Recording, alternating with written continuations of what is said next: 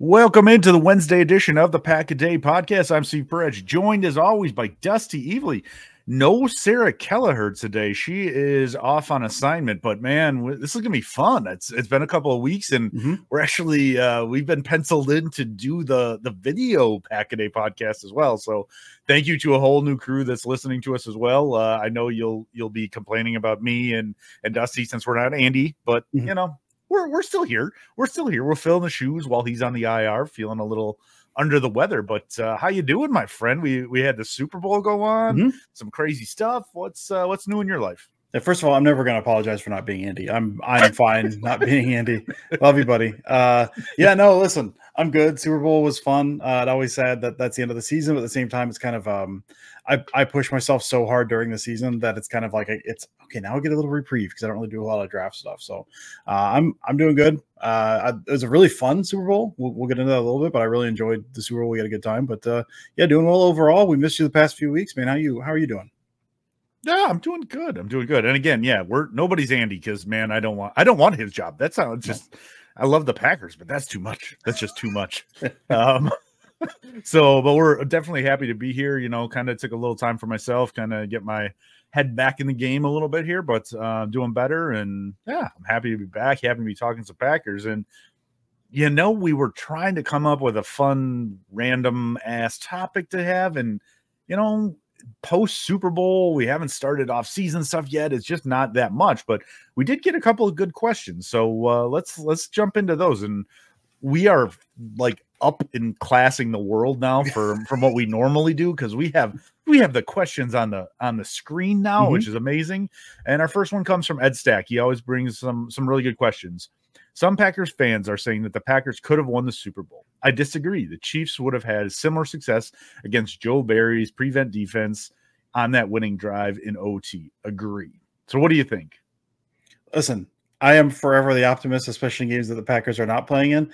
Listen, Packers beat the Chiefs. I know it was on their home turf, and it was close. There were some questionable calls that went both ways, as they do in every single game. But I feel good about it. The Packers defense was playing pretty well down the stretch.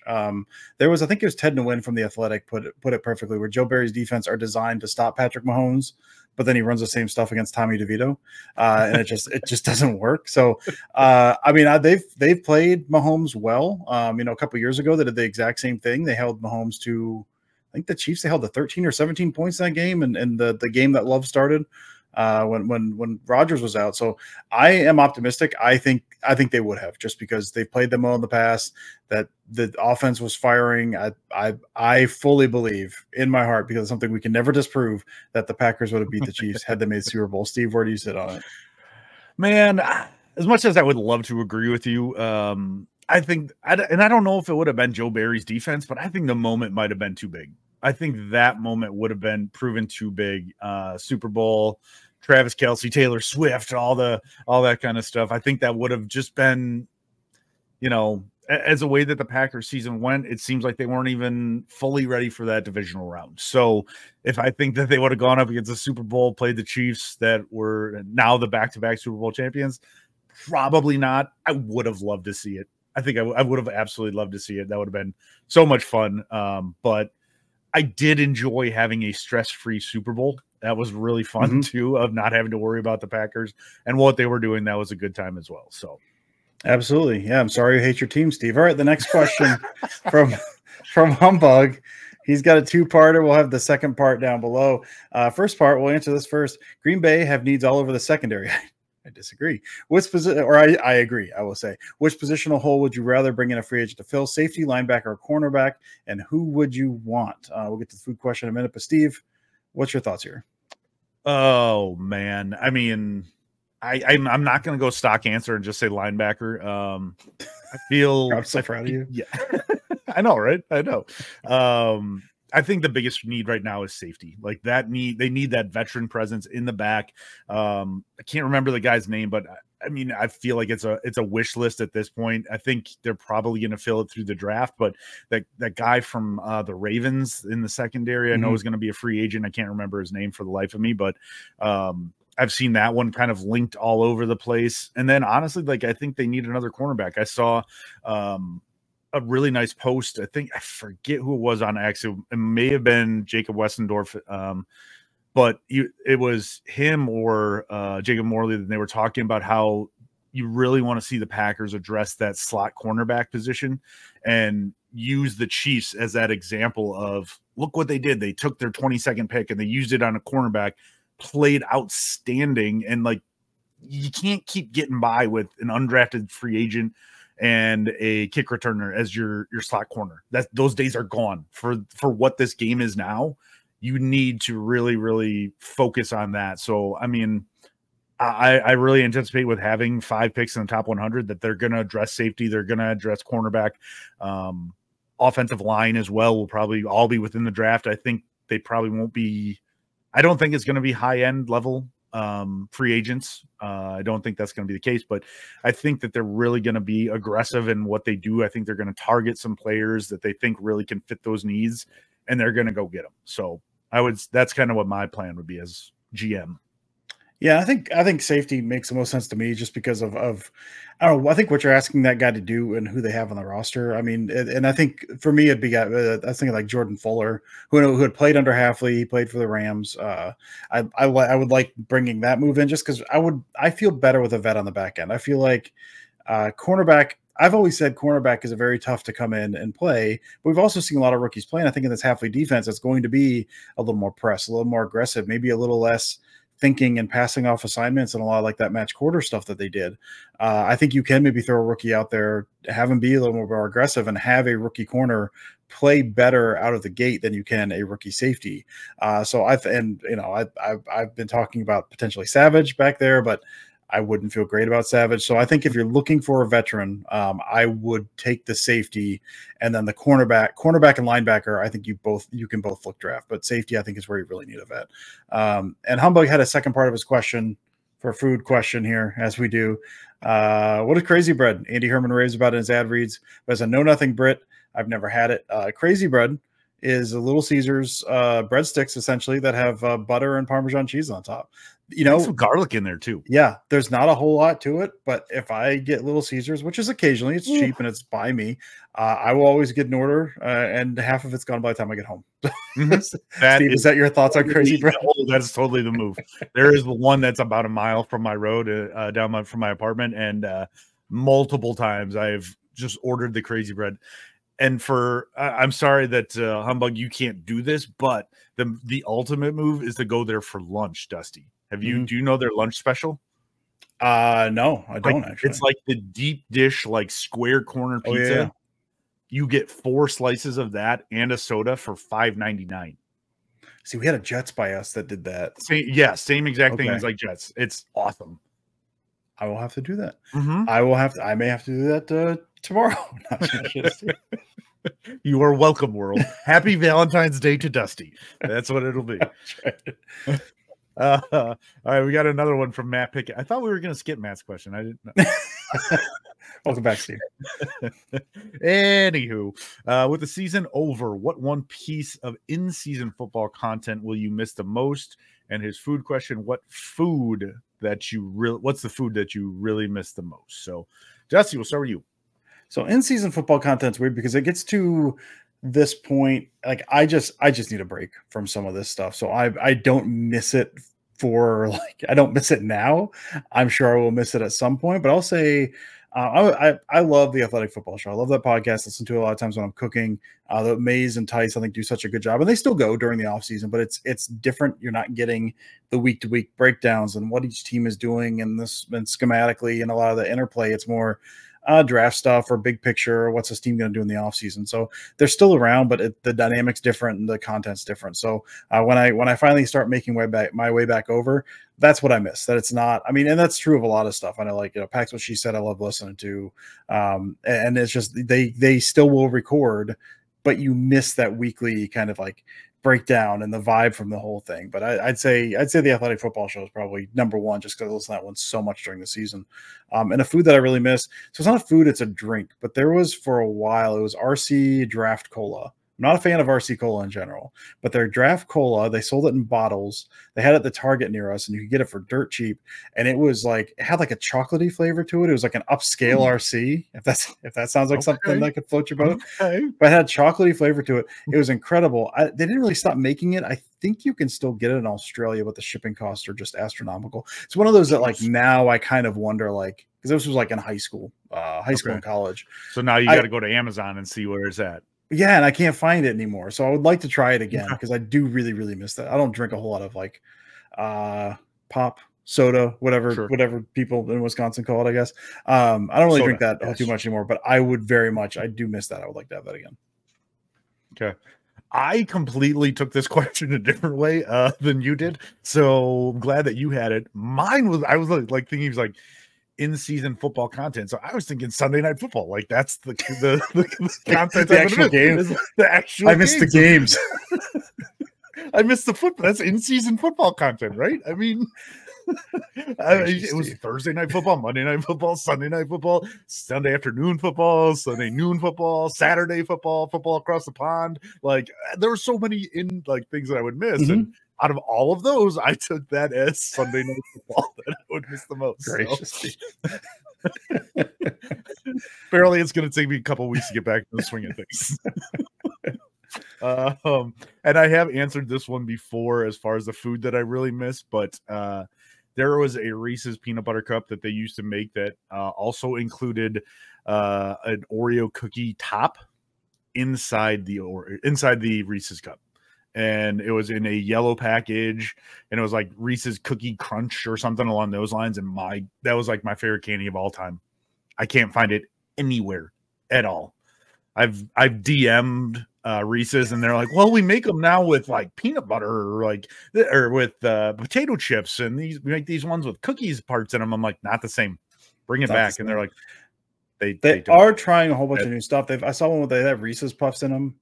Recently, I went to the store. They've got a whole bunch of stuff. I saw those. So I wonder, I might see something like that again in the future, Steve. Because I always try all the new Reese's stuff. I will always. It's always worth a shot to me.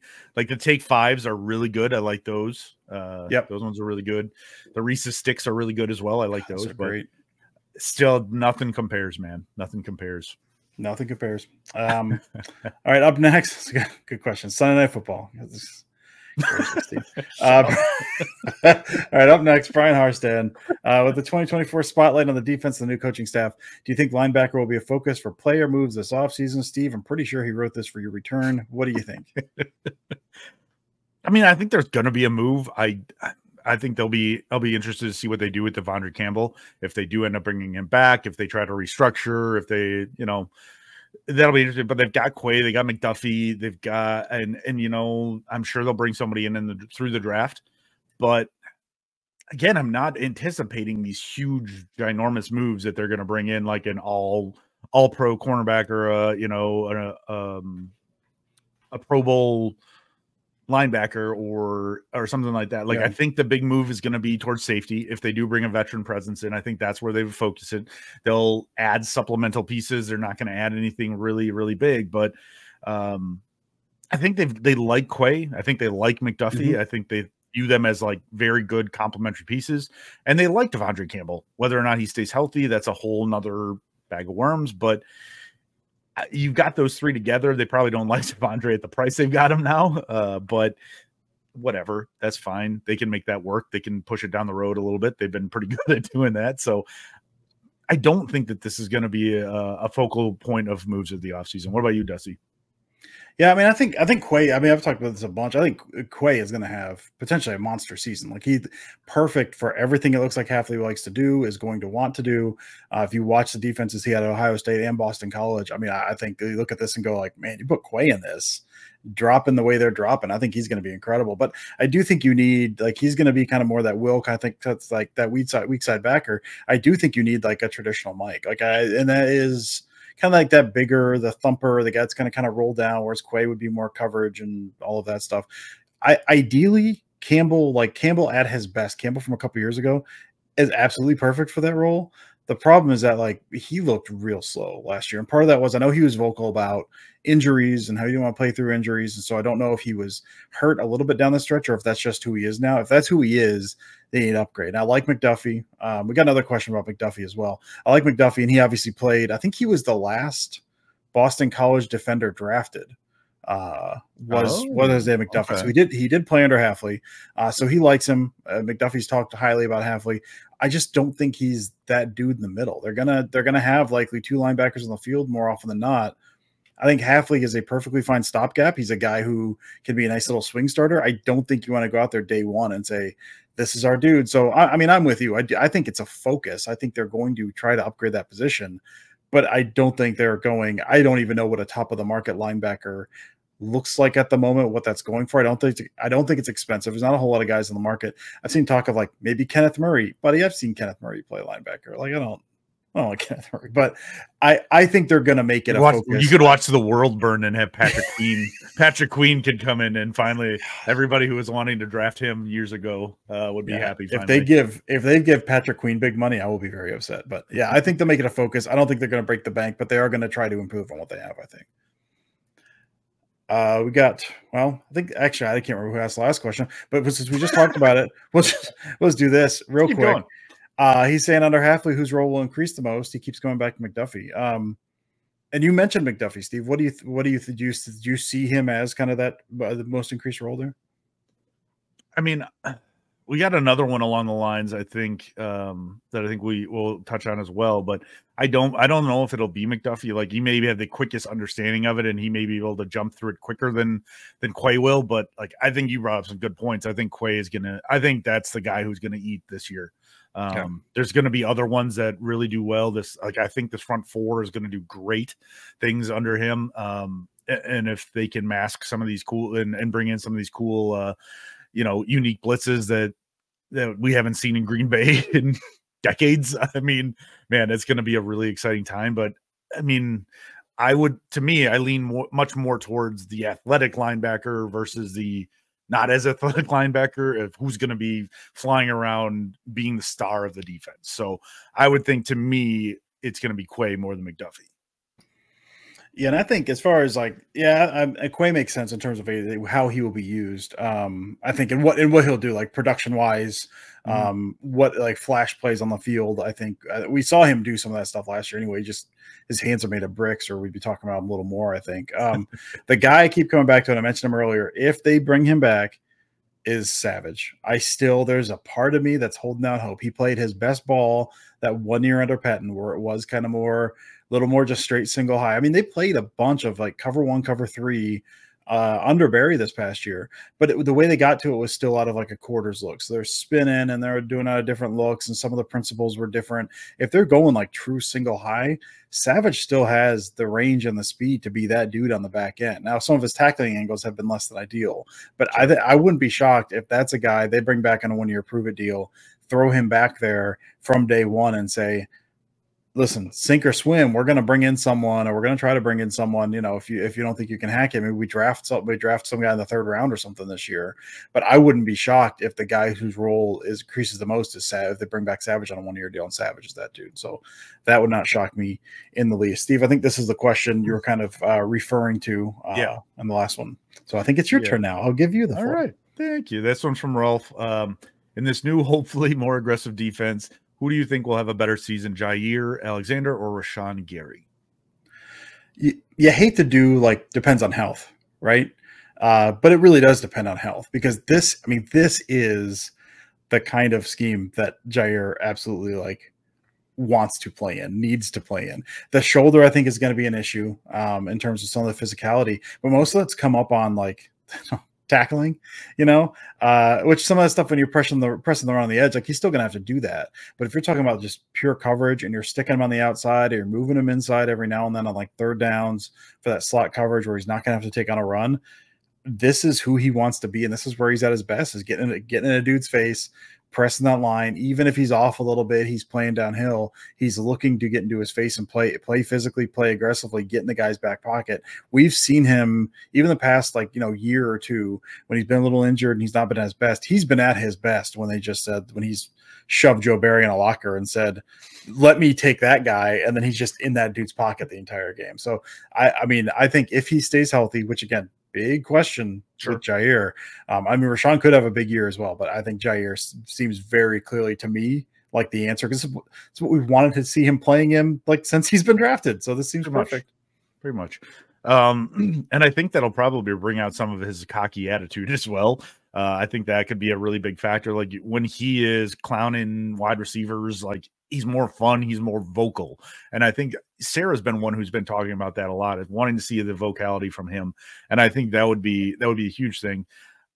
I mean, I can't really disagree with you. And I think just to play the other side of the fence is Rashawn Gary had like turning into an even bigger beast. Like, if you are bringing like exotic blitzes, if you are bringing pressures from different spots, if you are just having this aggressive defense, like that's going to be huge for Rashawn Gary, because look at what the defense has been since he's been there. It's rush 4, rush 5, rush 3, rush 2, and see what you can get. And then we're going to cover it up on the back end and make sure they don't beat us over the top. So yeah. I think it could be really effective for him as well.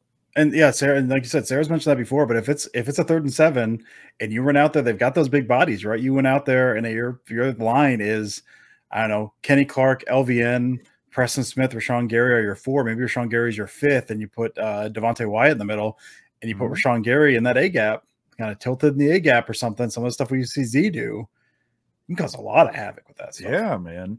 And I mean, look no further than the Super Bowl. Like this is what the Packers defense that we're hoping for, is that 3rd and 6, 3rd and 4, whatever, that the 49ers needed to pick up to win the game at the end of the 4th quarter. And I think every Packers fan was like, well, Joe Barry would have had his DBs about 10 yards off.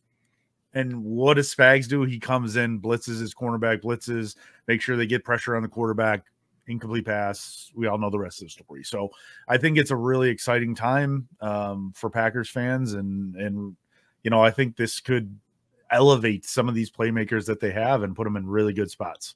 Without a doubt. Yeah, I'm really excited to see what happens. Last question from Joseph Quincy. What are your expectations for the Packers this year? Either outcome or how each phase performs. So, man, hope springs eternal for me, right, Steve? I mean, I guess you answer first. Where are you sitting on this team as far as like offense, defense, and or special teams? I guess it's the off season, man. You got to start drinking the Kool-Aid early, right?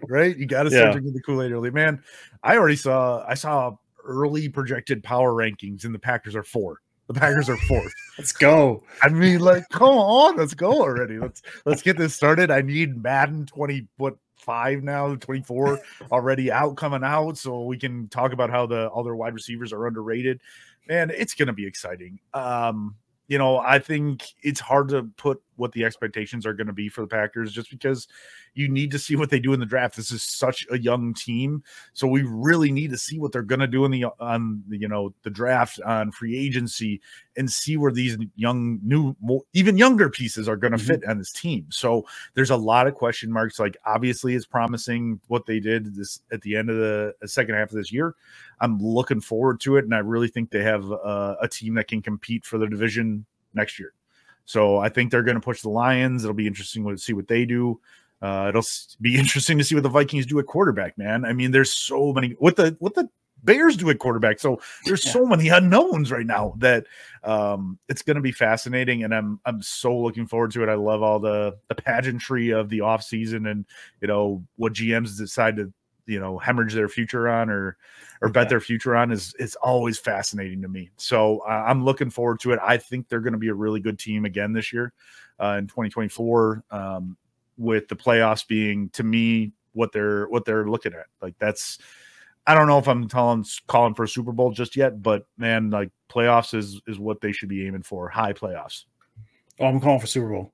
I'm all in, man. I'm all in. I'm with you on all that stuff. I think the offense, again, we always like progress isn't linear, and so some of those guys maybe take a step back. But I'm fascinated what they do in the draft. I assume they're going to add a couple pieces. I mean, the defense seems like they're going to load up on defense. They're going to take at least a few offensive pieces. Is that going to be what are they going to do with AJ Dillon? Are they going to draft another back that is kind of like Dillon or kind of got a more guy like Jones? What are they going to do on that front? Are they going to bring in another receiver? How do these receivers look next year? Because I mean, all this stuff. Offensively, it was all coming together. The line was looking pretty good. I assume they'll bolster interior of the line. So they got that's the thing on offense. Everything's looking pretty good. There's a couple little patches you put in, a couple little moving pieces, but they could be really, really good next year. And the defense, I will see how this goes. But so far, I mean, from everything you hear about Halfley, and I've been digging in a bunch, everything I've seen, I've got nothing but, I mean, unreasonable hopes for this defense next year. I'm very excited. And then the special teams is going to be 29th. Like that's 20. The special teams is going to be what it's going to be. But offense, defense, I'm so excited for both sides of these. I mean, offense, you know, because I spent so much time on that side of the ball, but I am just fascinated to see how this defense looks with the guys they have in there. Because Halfley has changed at different spots based on who he has. So what's this defense going to look like this year? I think I have a pretty good idea, but I'm excited to see these guys in it. So I'm again, sky high expectations for me. While you were talking, I was like, oh my God, Tucker Kraft and Musgrave healthy at the same time. Ooh, that's gonna be awesome. Like, yeah, maybe bring in another tight end and run some 13 in there, man. Let's go. Wheel routes all day, dude. That's Wheel right. routes. That's right. Awesome. Well, it's great to be back. Thank you guys for listening. This is always a lot of fun when we get to do the video and the audio for the podcast. Wishing Andy very well, but make sure you guys follow us on Twitter. That's at Dusty Evely, at Sarah Kelleher 4. She'll be back soon. At Steve Perhatch and at Pack a Day Podcast. And thank you guys for listening. Before we wrap this up, we always give each other a little time for some closing thoughts to promote some articles, whatever. Or Dusty, what do you got this week? Not much. I'm not really writing anything at the moment in terms of like week-to-week stuff. I got some Packer stat stuff that I've been kind of doing some additional tagging, so that'll be out in the next couple weeks probably, some kind of haphazard something or other. I'm writing for the Cheesehead TV draft guide this year. I'm doing a big piece on Halfley and his philosophy and how these pieces might fit and some of that stuff. So I've been kind of most of my time has been devoted to that and trying to get some of that stuff right. I got to turn that in. I mean, I got a month before that's really due, but I've been really trying to get that in, hone that in. It's my first piece over there. And so when that comes out, I'll be very, very excited to actually see that in print. But until then, I'm I'm laying low on a lot of the content side of stuff. What do you got, Steve? Oh, it's impressive. Like you're not even taking off for the draft now. No, I will. No, I'm taking off for the draft. Okay, you're taking the podcast out. But you're writing now. Okay. I like it. Honestly, not too much. Just I'm excited for a little bit of off-season stuff. So this is when we get to get wild and crazy and come up with off-the-wall ideas, especially that come from you guys. So if you have any things you want to hear about, you know, Matt, like make a Packers team all time, or, you know, the best offense from the 90s, best, you know, defense from the 80s, like all that kind of stuff. That's the kind of, this is when we get to do that. This is when we get to have fun. This is when we get to be even more creative than we always are. So, and then again, your food questions, we always have a really good time. And normally we get to argue with each other even more on those than we actually do on football. So feel free to bring those, but we appreciate you guys listening. Pretty crazy that this many people listen to our takes on football. So, well, not yours, mine, but sure. Yeah, sure. You get it. But thank you guys for listening. As always, we'll be back next week. And as always, go Pack, go.